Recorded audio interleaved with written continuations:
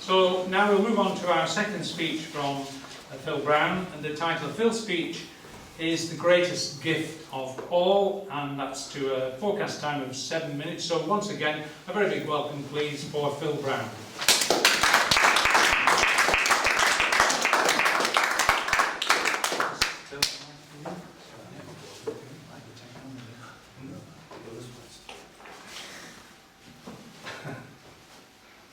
Mr. Chairman, ladies and gentlemen, in about 1978, when I was a young lad, about so tall, my father gave me the greatest gift of all. It was handmade, it was exquisite, it was my very own air guitar. Just look at the curves. Look at the exquisite quality of craftsmanship that's gone into that. It just has a dominating presence. And it's a gift which has stayed with me forever. Now, some of you may not actually see it. In fact, some of you might be thinking I'm going a bit loony. Some of you think I might have actually gone nuts already. But you'd be wrong on all three accounts. Because this little beauty of joy has brought me so much happiness. It's kept me fit. It's made me meet interesting, very interesting new people. And it's just one of those gifts that, I just haven't been able to shake. So over the next few minutes, ladies and gentlemen, I'm going to actually explain to you and give you a glimpse of just how important the air guitar really is. Now, 1978, I was an early starter because it wasn't until the mid-1980s that we saw our first air guitar competitions. These actually took place in America and Sweden. I know what you're thinking about Sweden.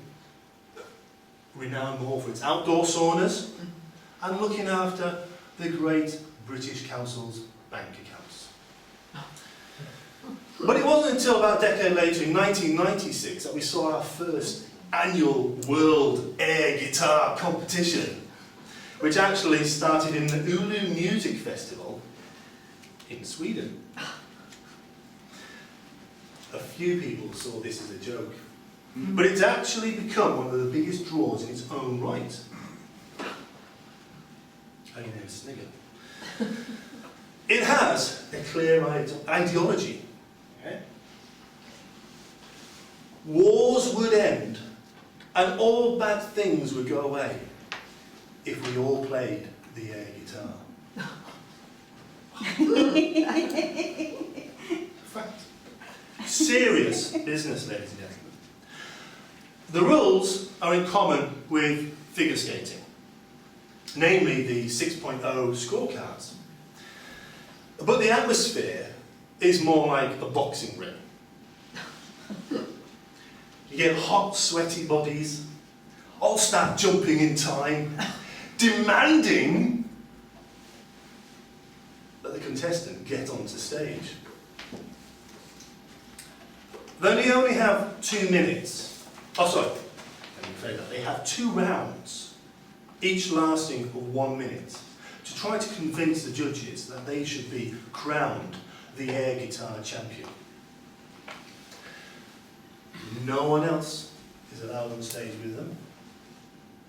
There's no backing bands, real or with air instruments.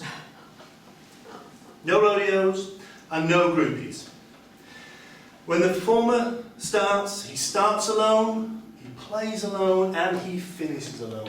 But don't think he hasn't got a choice. He's got a choice between an electric air guitar or an acoustic air guitar. And there's no dress code. So, picture the most freakish, colourful, showmanship outfits possible. Multiplied by 20, and you're still way off. Playing the air guitar is like a form of dance, it's a form of music, movement. And we perform to rock and roll, and even to heavy metal style guitar solo. It usually consists of exaggerated strumming or even picking motions. It's often accompanied by loud singing, lip syncing, or even tongue showing. The Americans prefer the windmill effect, whereas the Swedish go for the more refined precision fingers. But competitions aside, Mr. Chairman, we are in fact entering a real high-tech era. You can already play the air guitar on the Nintendo Wii. And a special group of designers based in Sweden have come up with a unique technological belt which actually recognises where the hands are and adds music. Doesn't sound so good yet, but we've been told it could get better.